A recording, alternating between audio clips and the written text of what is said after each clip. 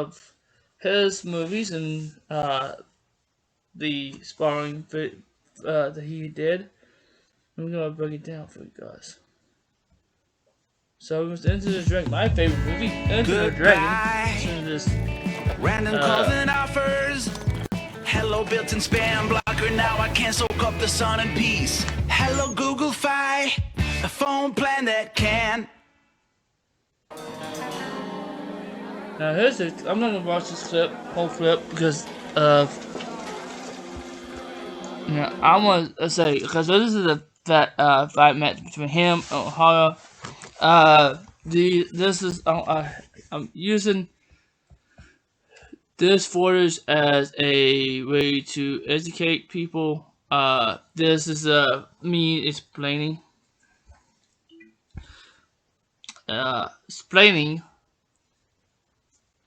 what's going on in the film, what's happening, and the techniques and everything. Educating this is a education purposes. I'm not here to make money of it. All my videos are free. I feel like free knowledge for me to give my stuff for free to you guys. It's good for y'all guys to learn about martial arts. So you are able to see Bruce Lee's Jeet Kune Do on this in this movie. You see a lot of what he does in Kung Fu Kung Fu.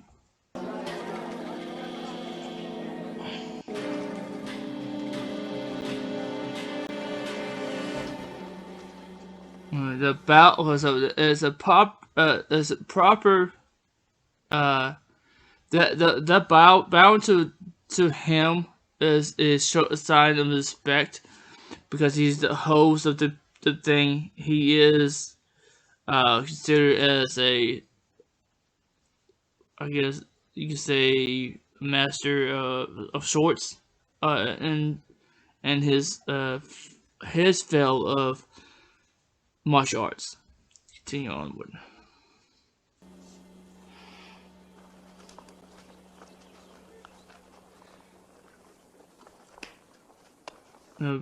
He bows, and this is could be considered a disrespect, boasting. You call this, what he's about to do is boasting.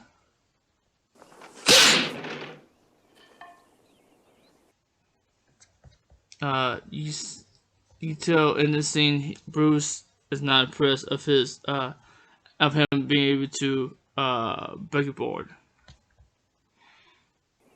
Boards don't hit back.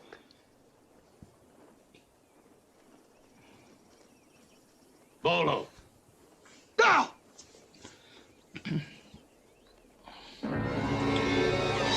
Now, this scene is where he is flashbacking of his time his sister dies. This flashback is basically when he talks to this old man that knew about, he was looking for more about Han and his operation. Apparently the guy also knew about his sister, and she ended up committing suicide because she did not want to be part of Han's operation.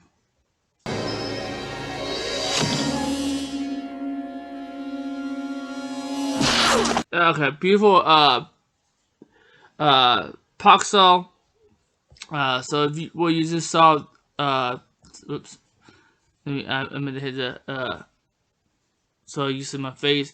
So what happened is that's called the gate.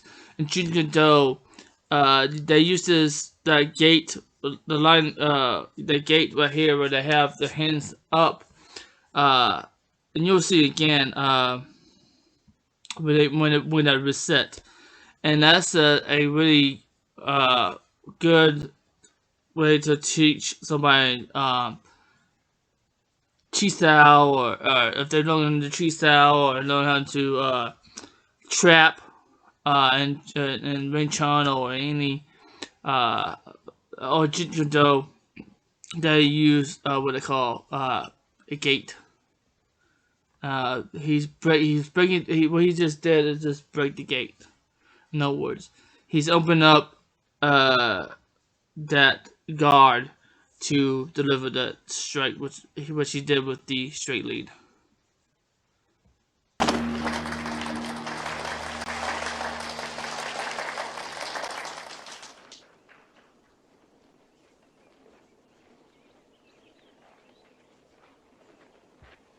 So again, they have what I call a gate going into a red position. His hand is right here because that's the traditional karate. Bruce's has his hand right here versus his style is judo to intercept. That way, if he breaks the gate open with this hand by rolling over to lop style, he can strike with the with the reverse backhand with his secondary weapon if he chose to do this. Aware straight is what I call it, JKD. Let's see if I can. Okay, so he did the same thing. That's a Pak style, and he goes up to that strike for the straight lead, and the rear foot is pivoting, right? And also by going to forward, he's able to bridge the gap with that. So if you look at Bruce's foot, he's then that's it's a straight lead that he took from fencing.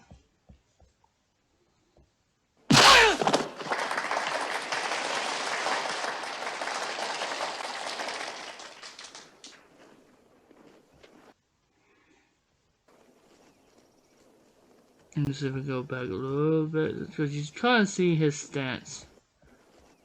Hold on. Let's watch him get into the stance. So you can't really see the stance too well, but his rear foot is up about 6 inches. Which is again from fencing. The stance is The stance is fencing base. Which he also took. So he combined fencing and Wing Chun stance. If you look at his hand, and he uses some boxing and Muay Thai, karate. If you name it, he has it in there. Just about right.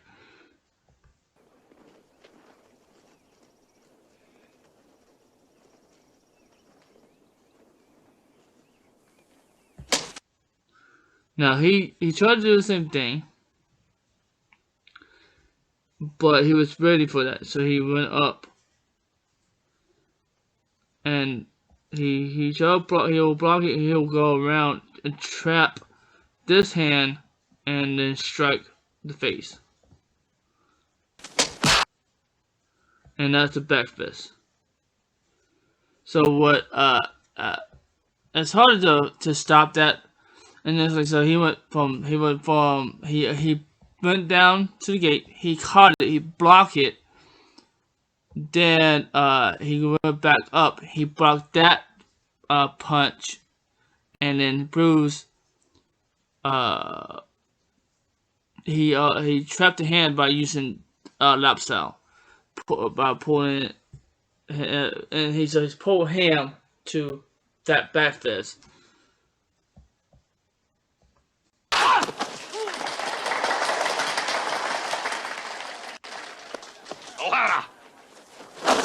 Beautiful flip kick.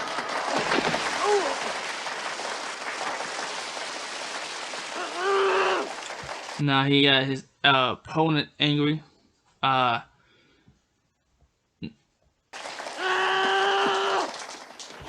And he timed it to hit which could be easily the ground, but it looks like he could have easily. I mean, he falls back, beautiful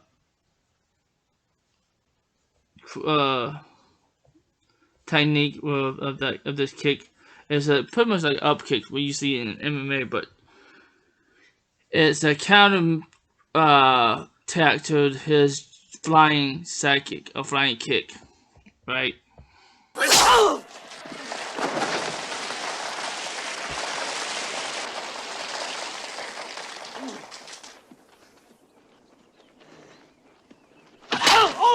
Spinning hook kick, or spinning. Now that kick, a lot of people will say that's a spinning hook kick, real kick, a real kick, a real kick, but it's a spinning hook kick.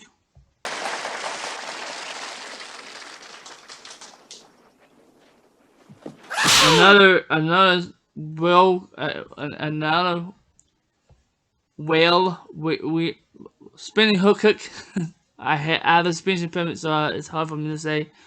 But another word for it is whale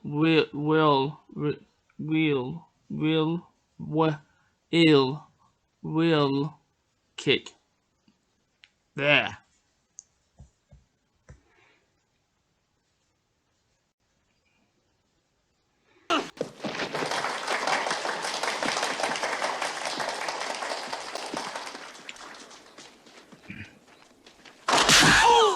Another hook kick to the upper side. Like, I mean, you can see in the movie, Bruce probably loved the hook kicks. That's his favorite. Hook kicks and round kicks. As the two kicks he goes to. Hook kicks, roll kicks, roundhouse kicks, and side kicks are his. One of his most go-to kicks that he does, and it's all most of them all of them would be at the lead leg, because ideally in Jeet Kune Do, you want to use the nearest weapon to the nearest target. If this is my lead hand, I'm gonna use I'm gonna use it to the nearest target. Same with my lead leg. I'm gonna use that being the fastest, and then it can get it's the fastest and is able to get to the nearest target the fastest. In other words, like if I'm doing a side kick, if I'm doing a round kick, I'll use my lead leg round kick versus the rear leg. Not that he didn't like use the rear leg that often. It's just the fact it was faster to throw the lead legs versus the rear legs. Granted, he knew that you can do a lot of damage to that, but he practiced those lead legs so much that it didn't matter to when Bruce Lee threw those kicks. It was it's gonna be a hard kick no matter what.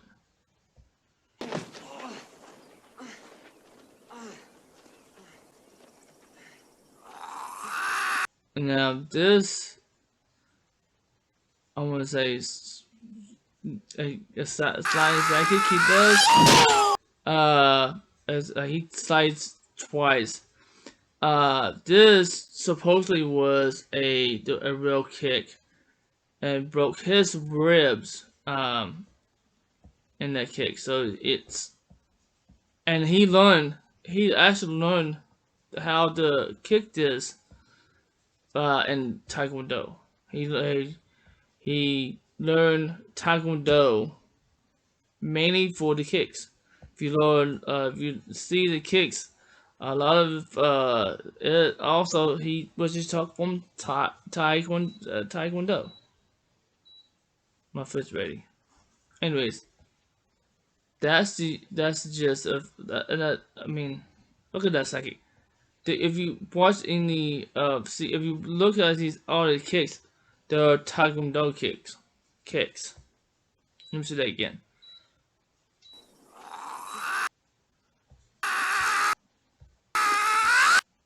Look at that champion though, but he is about maybe a foot off the ground with his kick.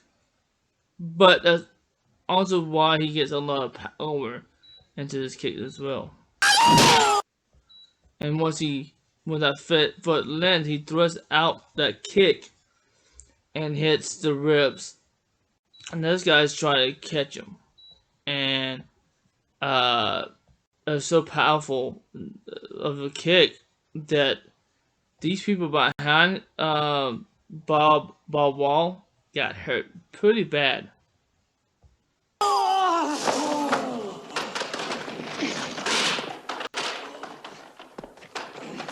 Oh, what you about to see in the view? I'm gonna skip it a little bit.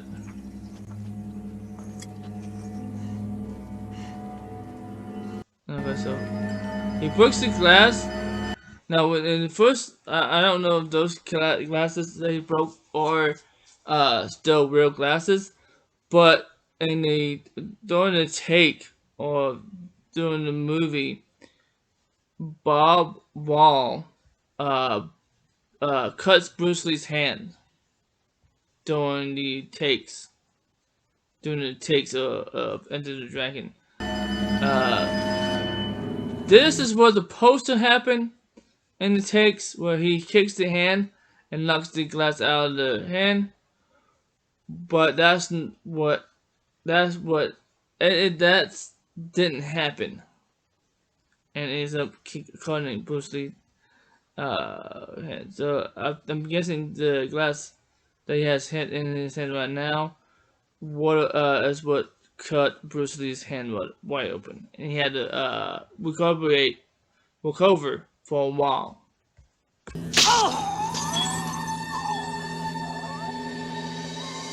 The box D, so that block was called Pak-Sao.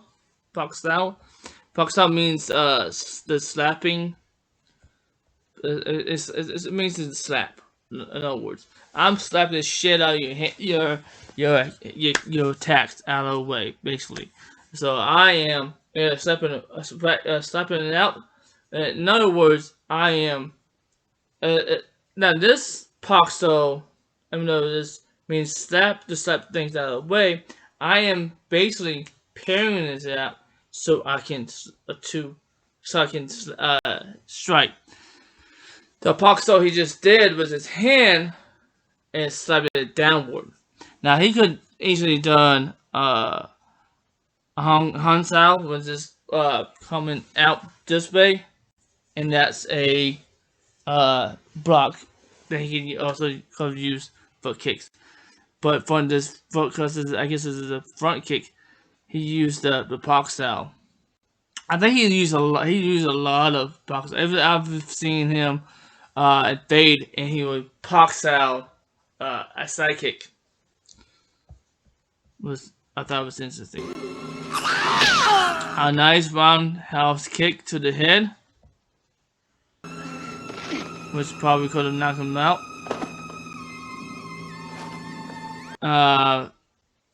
And this little thing, he supposedly kills Aha.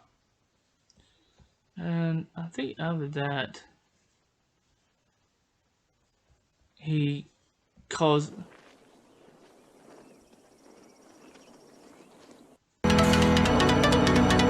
Yeah, that's it. They checked his pulse, if he's alive or dead. Let's have Bob Wall talk about the kick. It won't be the whole thing. We can talk. We'll go.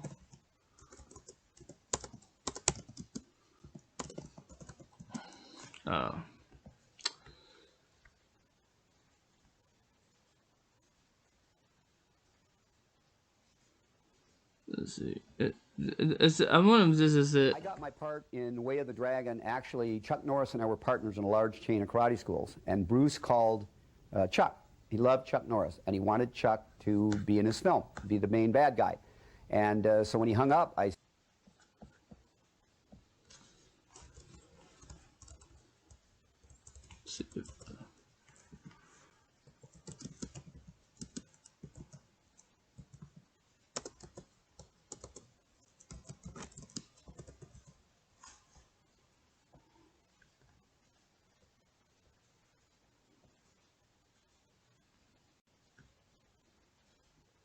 Alright, so this is it. This is shoot the the scene, I'd have to break the real bottles. And Bruce instructed me to take the jagged edge of my right hand, which I had one in each hand, but lunge with the right hand at his right pec. And Bruce's words were, "Come at me as fast as you can." So on the 6th time that we shot it, Bruce had his right hand up and he started to spin. And as he spinned, he jammed his fist into the glass. And so Freddie Weintraub called me and said, you know, there's a rumor that Bruce is going to kill you. And I went back after his hand was well, and we shot the rest of the scene where he sidekicks me.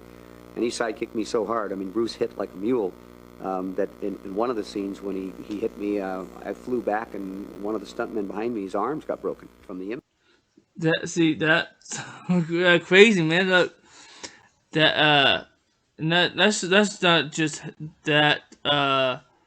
And now she was respectful. She was respectful not to talk about Bob Wall, and she so you got Bob Wall talking about it. So then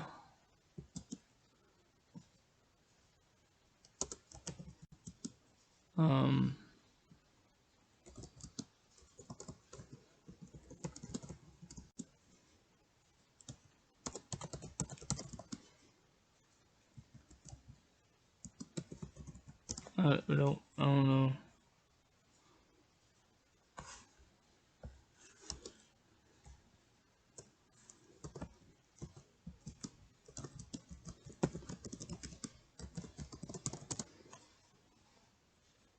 I don't know if I can find it or not. Maybe let's see if I can maybe just type in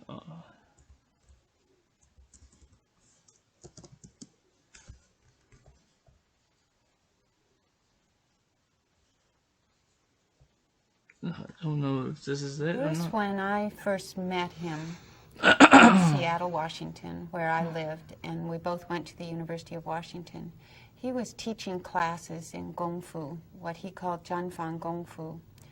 And I took, they were in person right here in front of me. They knew that about him.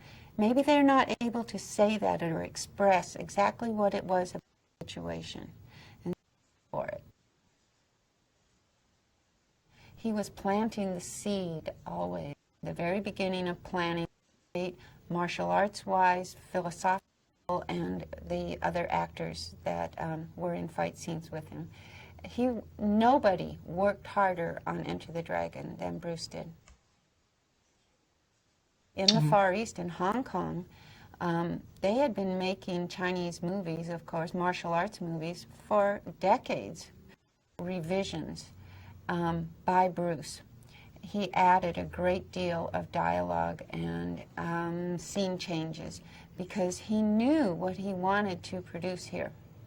And there was reluctance and tug of war going on about exactly how the product would end up, how the script would end up. But Bruce was very insistent, almost to the point of being difficult to work with, because he knew exactly what he wanted and he insisted on what he needed. Not to say he was bullheaded and wouldn't compromise on things. That's not the impression I want to give. The impression I want to give is that he had a goal in mind. He knew what he wanted to communicate, martial arts-wise, philosophically-wise, through this film, and he was very determined to make his dream part of this movie, which I think is another reason why it has endured all these years. So he had a very active part in the writing of the script. He did, of course, choreograph all the fight scenes, and he was the best in the world at doing that. He had a film sense about how things would look on film, and he was exacting with his stunt people and the other actors that were in fight scenes with him. Nobody It's funny because one of the stunt person in the movie Enter the Dragon was Jackie Chan. Worked harder on Enter the Dragon than Bruce did. In the White, which you will recognize in the film. And Bruce and Bob Wall are having this fight where Bob has a broken bottle in his hand. And in Hong Kong, they did not have the kind of breakaway props that they would have had in Hollywood. So this was a real broken glass bottle. And they're having this fight, and they had it carefully choreographed, who does what. And there was a slip-up during the filming of it, and consequently, one person didn't do what they were supposed to do. And consequently, Bruce's hand was severely cut across this tendon between the thumb and the forefinger. And filming had to stop, and it stopped for several days there. And Bruce had to have stitches, and his hand was all bandaged and swollen up. So that did put a stop to the film for a few days there. There was one extra on the set who I guess thought he would just see if Bruce was really a martial artist or was just an actor who was faking it. And he, between takes, when the extras are sitting around, standing around, and Bruce had a little time on his hands, one of these extras was goading Bruce all the time, like teasing him, like saying, you know, you're not any big stuff. I bet you can't do a sidekick and da-da-da. And normally this kind of thing did not faze Bruce at all because he had evolved to that stage of being a martial artist that did not need to prove himself to every person that came along issuing a challenge or teasing him or picking on him or anything. So he did not always feel the need to react in the way that the person would be hoping that he would. But on this occasion, and I happened to be there on the set that day, and on this occasion, this kid was trying to show Bruce up and say he was a paper tiger. And Bruce felt that it had reached the point where if he did nothing and said nothing, he would not be able to inspire the rest of the extras to cooperate with him in the fight scenes and do what they needed to do to complete the movie. So he felt he needed to take a leadership role and to show this young man that he was going to have to eat his words. So, but he did it in a nice and playful way, and he called the guy down from where he was sitting up on a wall, throwing jibes at Bruce, and he said, hey, come on down here, you know. So he brought him down, and in the martial arts vernacular, I guess you would say he played with the young man. And he said, you know, they got in a stance, and he said, okay, go ahead, you know, try and throw a kick. Anyway, they had a little back and forth there, and by the time it was over, in about 30 seconds time, the young man was a true believer, and Bruce accomplished this in good nature, did not hurt the young man, but certainly showed him that he was a true martial artist and very skilled and knowledgeable. So everything went smoothly after that. Occasion, there is a fight scene you'll see in the movie where Bruce is fighting with Bob Wall. And this scene takes place in this vast courtyard with many martial artists dressed in white, which you will recognize in the film. And Bruce and Bob Wall are having this fight where Bob has a broken bottle in his hand. And in Hong Kong, he had been put through, and so this snake actually got quite nasty with Bruce and did, in fact, bite him. And it was painful, however, not deadly, because... the snake she was talking about is the cobra snake. In the scene that Bruce I guess it ended up getting bitten during one of the takes. I guess she said they had milked the cobra, so the venom wasn't in the snakes. The venom was in the veins of the cobra. So Bruce, when he got bit, one been in trouble. In fact, Enter the Dragon wouldn't probably be finished. It would be probably one had. I mean, there you go. In fact, the venom had been removed from this cobra, thank heavens, or the film may never have been finished. So, on another occasion, there is a fight scene you'll see in the movie where Bruce is fighting with Bob Wall. And this scene takes place in this vast courtyard with many martial artists dressed in white, which you will recognize in the film. And Bruce and Bob Wall are having this fight where Bob has a broken bottle in his hand. And in Hong Kong, they did not have the kind of breakaway props that they would have had in Hollywood. So this was on the set. So I often came to the set, and I brought Brandon, and I brought Shannon. Brandon was 8 years old at that, and Bruce was very influential in Brandon deciding. During the filming of Enter the Dragon, I was frequently on the set.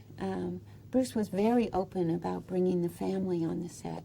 So I often came, did nothing and said nothing. He would not be able to inspire the rest of the actual way. And he called the guy down from a stance and he said, okay, go ahead, try and throw seconds time. The young man was a true believer, and Bruce accomplished. Bruce was very open about bringing the family on the set. So I often I'm trying to see if she talks about the Bruce's sidekick. film roles.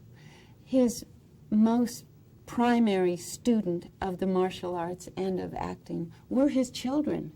Brandon was very influenced by being on the set around Bruce, watching him work. And Bruce was very influential in Brandon deciding that this would be his career. Brandon decided at age 8, I can remember clearly him saying, I am going to be an actor. And now Shannon also, she was only 4 years old, but she is also influenced by that and has made that her career as well. So this was not only in their blood, the urge to perform and to perfect So their craft. she didn't talk about the kick, but Bob Wall did and talk about the kick. Anyways, I'm gonna stop this video for now. I'm being on here for 32 minutes. I love Bruce Lee. If you have any questions about Bruce Lee and his little fight scenes or any type of knowledge, I mean, I can talk about I can't talk so much about the boxing that he had when he was a kid, but as far as Bruce Lee knowledge, I have a lot of knowledge, cool stories about Bruce. Anyways, that's it. I'm not gonna record it because I'm gonna stop the screenshots in a few minutes. Just I don't know if you, like I said, you have pop the questions down, but don't forget to watch my videos. Watch them; it will help me. Please put the comments down, like the video, subscribe, yada yada yada.